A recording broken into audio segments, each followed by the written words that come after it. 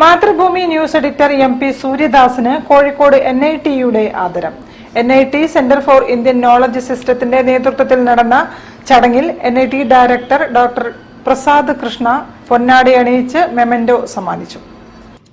Kozhikode NIT centre for Indian knowledge സിസ്റ്റത്തിന്റെ നേതൃത്വത്തിൽ നടന്ന ചടങ്ങിൽ മാതൃഭൂമി ന്യൂസ് എഡിറ്റർ MP സൂര്യദാസിനെ NIT director professor doctor Prasad Krishna ആദരിച്ചു.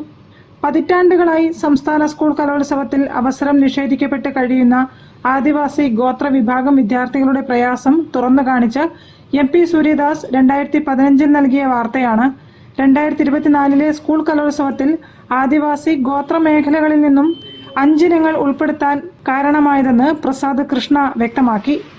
സാമൂഹിക പ്രസക്തിയുള്ള ഇത്തരം ഒട്ടേറെ വിഷയങ്ങൾ സമൂഹത്തിന് മുന്നിൽ തുറന്നു കാണിക്കാൻ മാധ്യമപ്രവർത്തകൻ എന്ന നിലയിൽ സൂര്യദാസ് നടത്തിയ ഇടപെടൽ പ്രശംസനീയമാണെന്നും അദ്ദേഹം പറഞ്ഞു.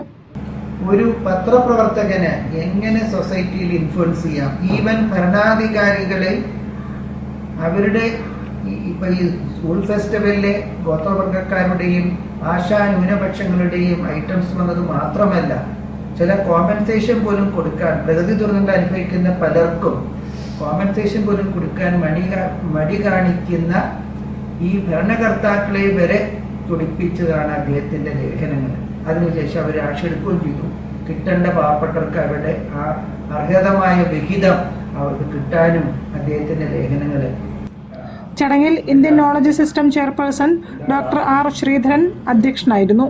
Programme coordinator and research scholar in mindfulness meditation professor Varghese Mathew, electrical engineering വിഭാഗം മേധാവി doctor TK Sindhu, computer engineering വിഭാഗം മേധാവി doctor R Subhashini, dean doctor MS Sunitha, students welfare dean doctor Sathyananda Pandey, doctor MK Ravivarma, centre for yoga and holistic wellness chairperson doctor AK Kasturba എന്നിവർ സംസാരിച്ചു. MP Suryadas മറുപടി പ്രസംഗം നടത്തി. News bureau, Kozhikode. തെരുവുനായ ശല്യത്തിൽ